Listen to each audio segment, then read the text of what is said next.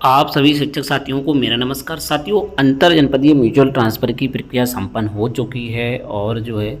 उसमें school to school होने की वजह से कई शिक्षक साथियों की ओर से जो है कोर्ट में याचिका भी लगाई गई है। उसका जो भी परिणाम आया वो बात की विषय है, लेकिन प्रक्रिया संपन्न हो चुकी है। अब बारी है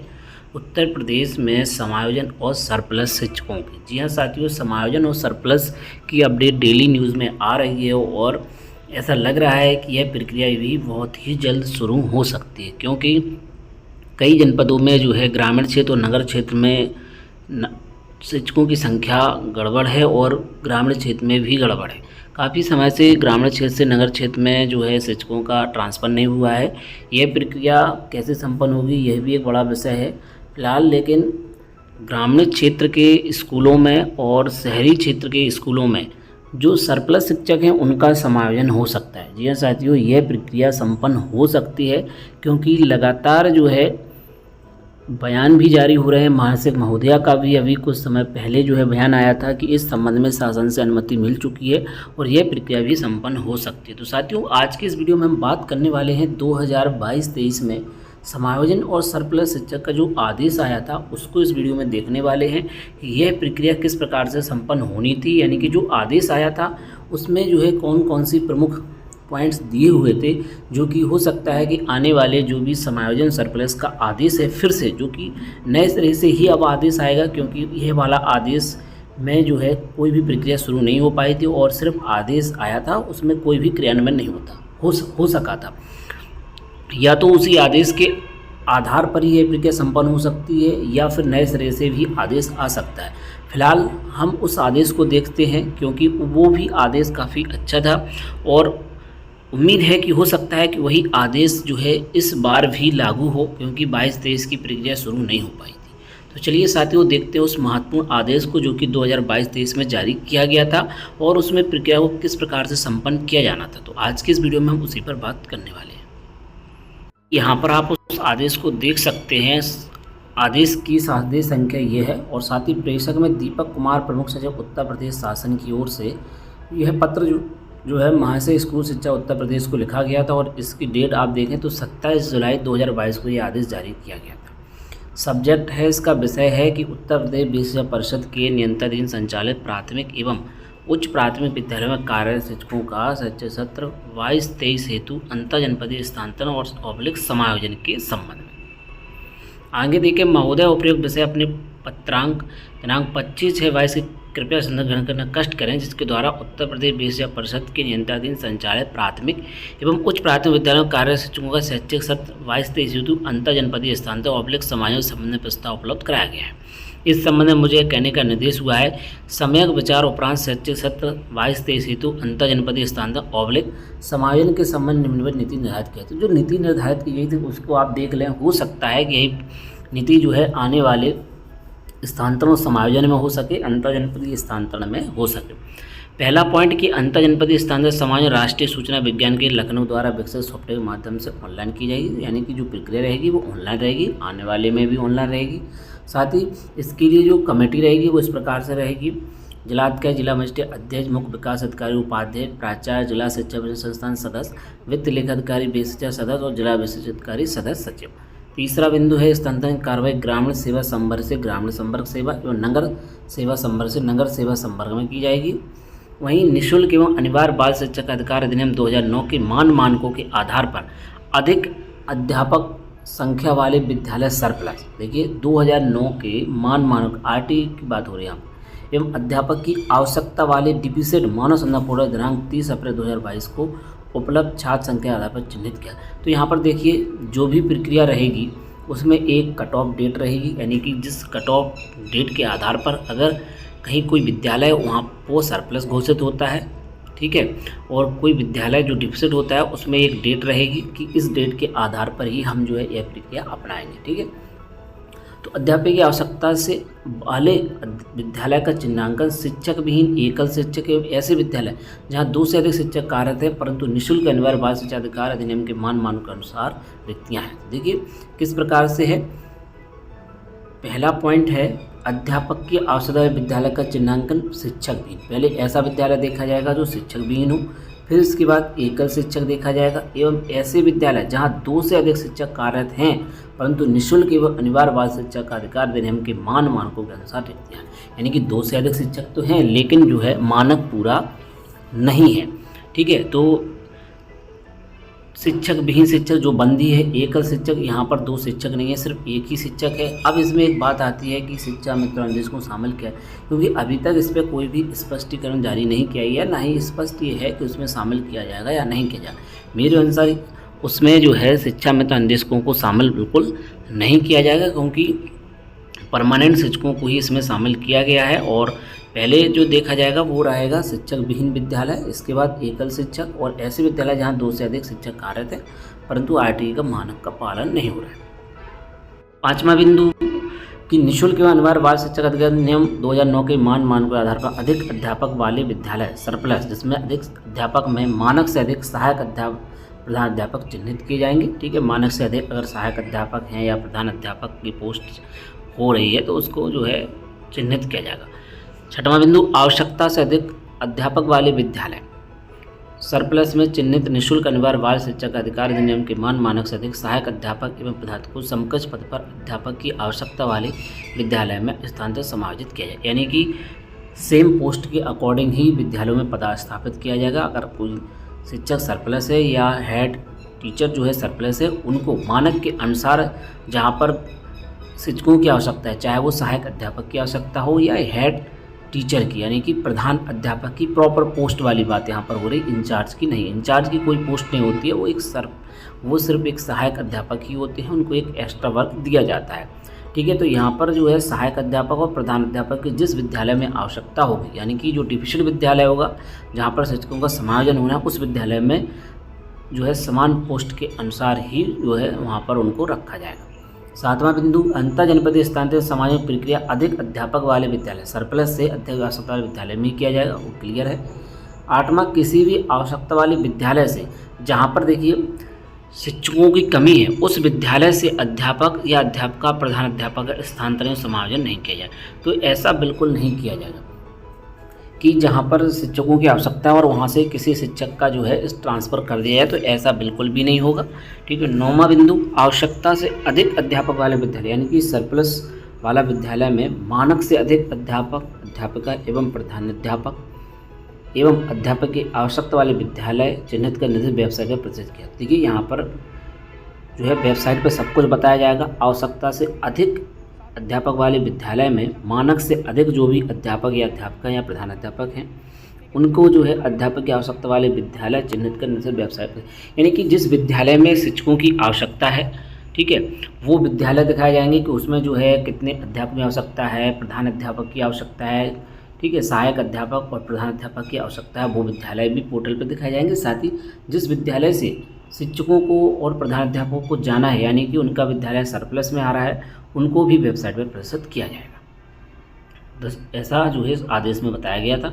10वां बिंदु है कि सर्वप्रथम आवश्यकता से अधिक अध्यापक वाले विद्यालय, सर्वप्रथम जहाँ पर जो विद्यालय सरप्लस है चिन्हित अध्यापक अध्यापिका प्रधान अध्यापक स्वेच्छा से अध्यापक की आवश्यकता वाले 25 विद्यालयों पर लेते हुए अंतर जनपद स्थानांतरण किया जाए। देखिए यहाँ पर एक 10वां बिंदु काफ़ी इम्पोर्टेंट है कि जो विद्यालय सरप्लस में आ जाता है, ठीक है, ध्यान से समझिएगा, जो विद्यालय सरप्लस की श्रेणी में आ जाता है वहाँ से जो भी अध्यापक या अध्यापक हैं, अध्यापिका हैं या प्रधान अध्यापक, उन्हें स्वेच्छा से मतलब उन्हें मौका दिया जाएगा कि वो अध्यापक की आवश्यकता वाले 25 विद्यालयों को विकल्प लेते हुए अंतर जनपदीय स्थानांतरण किया जाएगा। देखिए यहाँ पर 25 विद्यालयों का मौका दिया जाएगा कि जहाँ पर शिक्षकों की कमी है उस विद्यालय में वो अपनी स्वेच्छा से जा सकते हैं, ठीक है, उनको ये विकल्प उपलब्ध कराया जाएगा। ठीक है, 11वां आवश्यकता वाले ऐसे विद्यालय जहाँ के लिए एक ही आवेदन पत्र प्राप्त हुआ को आवेदन पत्र के आधार पर स्थानांतरित कार्रवाई की जाएगी। अगर ऐसा विद्यालय है जहाँ पर सिर्फ एक ही जो है आवेदन आया है तब तो कोई समस्या नहीं है, लेकिन अगर उस विद्यालय में 2 सहायक अध्यापकों की आवश्यकता है और 3 लोगों ने अप्लाई कर दिया है, तब उस श्रेणी में जो है किस प्रकार से प्रोसेस की जाएगी उसके बारे में एक गाइडलाइन दी गई हुई है, उसके अकॉर्डिंग। ठीक है, एक ही अगर आवेदन आया उस विद्यालय के लिए, वहाँ पर जो है एक टीचर की आवश्यकता थी और एक ही आवेदन आ गया तो कोई दिक्कत नहीं, एक से अधिक आने पर समस्या होगी, चाहे वो प्रधान अध्यापक की आवश्यकता हो उस विद्यालय में, एक से अधिक आवेदन आने पर उसकी प्रोसेस किस प्रकार से हुई, ये 12वां पॉइंट में बताया गया। यहाँ पर स्वेच्छा से आवश्यकता से अधिक अध्यापक वाले विद्यालय से आवश्यकता वाले विद्यालय के लिए एक से अधिक आवेदन प्राप्त होने दशा में उनकी वरिष्ठता निम्नदेय भारण के अनुसार की जाएगी। ठीक है, अगर ऐसा होता है तब जो है उनको किस प्रकार से जो है रखा जाएगा दूसरे विद्यालय में। हो सकता है कि वो विद्यालय सभी के लिए अच्छा हो और सभी लोग उसको चाहते हैं कि जो है मुझे जाना तो है ही, यानी कि मेरा विद्यालय सरप्लस में आ गया है तब मुझे किसी विद्यालय में तो जाना ही है, लेकिन उस विद्यालय में जाने के लिए और भी शिक्षकों के द्वारा या प्रधान अध्यापक या अध्यापिकाओं के द्वारा ऑनलाइन आवेदन कर दिया गया और उस विद्यालय में जाने के लिए, तब जो है उस स्थिति में कैसे निर्णय होगा, इस प्रकार से कि सेवा के प्रत्येक पूर्ण वर्ष के लिए 1 अंक अधिकतम 10, असाध्य या गंभीर रूप से ग्रसित अध्यापक अध्यापिका स्वयं पति या पत्नी अविवाहित पुत्र पुत्री 15 अंक, दिव्यांग अध्यापक अध्यापिका स्वयं पति या पत्नी अविवाहित पुत्र पुत्री 10 अंक, शिक्षक शिक्षिका जिनके पति या पत्नी सरकारी सेवा, भारत सरकार, भारतीय थल सेना, भारतीय वायुसेना, भारतीय नौसेना, केंद्रीय अर्धसैनिक बल एवं उत्तर प्रदेश सरकार और उत्तर प्रदेश विद्या परिषद प्रयागराज के अधीन में कार्यरत हैं तब 10 अंक। ठीक है, एकल अभिभावक पुत्र पुत्रियों का अकेले पालन करने वाले अध्यापक 10 अंक, महिला अध्यापिका 5, राष्ट्रीय पुरस्कार प्राप्त अध्यापका 5, राज्य पुरस्कार प्राप्त अध्यापका 3, अध्यापका भारण समान होने पर नियुक्ति तिथि में वरिष्ठतम तथा नियुक्ति तिथि में समानता होने पर अधिक आयु वाले अध्यापकों को अंतर जनपदीय स्थानांतरण का लाभ दिया जाएगा। तो देखिए ये पॉइंट है, इसी के आधार पर वो विद्यालय आवंटित होगा। 14वां पॉइंट देखें, अंतर जनपदीय समायोजन की प्रक्रिया। चिन्हित आवश्यकता से अधिक अध्यापक वाले विद्यालय सरप्लस में ऐसे अध्यापक जिनका कार्यरत विद्यालय में पदस्थापन होने के कारण निःशुल्क और अनिवार्य बाल शिक्षा अधिकार अधिनियम 2009 के मान को विचलन हुआ को उनके विद्यालय में कार्यभार ग्रहण की तिथि के अनुसार अवरोही क्रम में सूचीबद्ध कर निर्धारित वेबसाइट पर प्रदर्शित किया जाएगा। देखिए इसमें अवरोही क्रम में जो है सूची बनाई जाएगी कि चिन्हित आवश्यकता से अधिक अध्यापक वाले विद्यालय में ऐसे अध्यापक जिनका कार्य विद्यालय पदस्थापन होने के कारण निःशुल्क और अनिवार्य बाल शिक्षा अधिकार अधिनियम 2009 के मान को विचलन हुआ हो उनके विद्यालय में कार्य ग्रहण करने की तिथि के अनुसार अवरोही क्रम में सूचीबद्ध कर इसे वेबसाइट पर प्रदर्शित किया जाए। यानी कि अवरोही क्रम में, उल्टे क्रम में, यानी कि जो सबसे पहले आया होगा उसको पहले नंबर पर, फिर दूसरे पर, फिर तीसरे पर, चौथे, इस प्रकार से होगा। और इसमें से अब जिसकी वजह से जो है मानक गड़बड़ाया गया है उसी को जो है सरप्लस घोषित किया जाएगा। ठीक है, सर्वप्रथम आवश्यकता से अधिक अध्यापक वाले विद्यालय जिनमें सबसे अधिक अध्यापक कार्यरत है, अतिरिक्त अध्यापकों को अध्यापक की आवश्यकता वाले विद्यालय में सामान्य कार्रवाई की जाएगी। तत्पश्चात आवश्यकता से अधिक अध्यापक वाले विद्यालय में कार्य अध्यापकों की संख्या के अवरोही क्रम में अध्यापक की आवश्यकता वाले विद्यालय में सामान्य कार्रवाई की जाएगी। देखिए दूसरा बिंदु, सर्वप्रथम आवश्यकता से अधिक अध्यापक वाले विद्यालय, यानी कि सर्वप्रथम जहां आवश्यकता से अधिक अध्यापक वाले विद्यालय सरप्लस हैं, मतलब वहां आवश्यकता से अधिक हैं, जिनमें सबसे अधिक अध्यापक कार्यरत हैं, जहां पर सबसे अधिक अध्यापक कार्य से अतिरिक्त अध्यापकों को अध्यापक की आवश्यकता वाले विद्यालय में समायोजन कार्रवाई की। पहले यह प्रोसेस की जाएगी कि जहां पर सबसे अधिक अध्यापक हैं, ठीक है, जहां पर सबसे अधिक हैं वाले विद्यालय में जिनमें सबसे अधिक अध्यापक कार्यरत हैं उससे अतिरिक्त अध्यापकों को अध्यापक की आवश्यकता वाले विद्यालय में समायोजन कार्रवाई की जाएगी। ठीक, पहले ये प्रोसेस की जाएगी। तत्पश्चात आवश्यकता से अधिक अध्यापक वाले विद्यालय में कार्य अध्यापकों की संख्या की अवरोही क्रम में अध्यापक की आवश्यकता वाले विद्यालय में समायोजन कार्रवाई की जाएगी। तो इस प्रकार से ये प्रोसेस होगी। तीसरा बिंदु, आवश्यकता से अधिक अध्यापक वाले विद्यालय से अध्यापक की आवश्यकता वाले विद्यालय में शिक्षक विहीन, पहले देखिए शिक्षक विहीन विद्यालय देखे जाएंगे, फिर एकल शिक्षक, फिर ऐसे विद्यालय जहां पर 2 या 2 से अधिक शिक्षक कार्यरत हैं परंतु आरटीई का जो है मानक का पालन नहीं हो रहा है। तो सबसे पहले जहाँ पर शिक्षक ही नहीं है, फिर एकल शिक्षक, यहाँ पे एक ही शिक्षक है, दूसरा नहीं है, ऐसे विद्यालय, और इसके बाद 2 यानी कि आरटीई वाले विद्यालय देखे जाएंगे। चौथा, शिक्षक विहीन एकल शिक्षक, ऐसे विद्यालय जहाँ पर 2 से अधिक शिक्षक कार्यरत है परंतु निःशुल्क एवं अनिवार्य बाल शिक्षा अधिकार अधिनियम के मानकों के अनुसार रखती है। कुछ छात्र संख्या के आधार पर एक एवं छात्र संख्या समान होने पर विद्यालय को अंग्रेजी वर्णमाला के अनुसार अवरोही क्रम में सूचीबद्ध किया जाएगा। वहीं शिक्षक विहीन विद्यालय में 3 अध्यापक, एकल शिक्षक वाले विद्यालय में 2 अध्यापक एवं ऐसे विद्यालय जहाँ पर 2 या 2 से अधिक शिक्षक कार्यरत परंतु निःशुल्क एवं अनिवार्य बाल शिक्षा अधिकार अधिनियम के मानकों के अनुसार रखती है, उनमें एक शिक्षक तैनात किया जाएगा। तो इस प्रकार से जो है शिक्षकों की जो है अपॉइंटमेंट होगी। अध्यापक का समायोजन निःशुल्क अनिवार्य बाल शिक्षा अधिकार अधिनियम 2009 के मान के अनुसार अध्यापक की आवश्यकता वाले विद्यालय डिफिसिट में अध्यापक के कार्यरत विकास करने उपलब्ध रिक्तियों सापेक्ष शिक्षक विहीन उनके, देखिए यहाँ पर ये बात, यहाँ पर देखें आप, औद्योगिक कार्यरत विकास खंड यानी कि खुद के विकास खंड में उपलब्ध रिक्तियों के हिसाब से शिक्षक विहीन एकल शिक्षक ऐसे विद्यालय जहाँ पर 2 या 2 से अधिक शिक्षक कार्यरत हैं परंतु निःशुल्क अनिवार्य बाल शिक्षा अधिकार नियम के मनमाने अनुसार रिक्तियाँ में कानूनी कार्रवाई की जाएगी, समायोजन की कार्रवाई की जाएगी।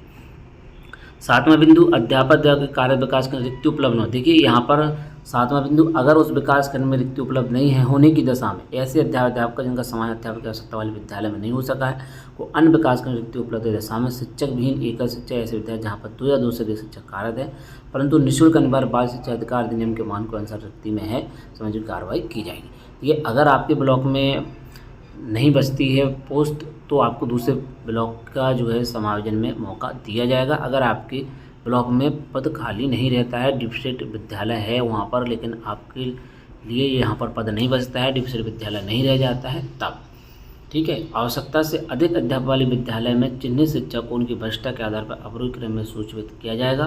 तथा अध्यापक की आवश्यकता वाले विद्यालय को अवरोही क्रम में सूचीबद्ध किया जाएगा। आवश्यकता से अधिक अध्यापक वाले विद्यालय की सूची में वरिष्ठतम शिक्षक को अध्यापक की आवश्यकता वाले विद्यालय की सूची में शिक्षक विहीन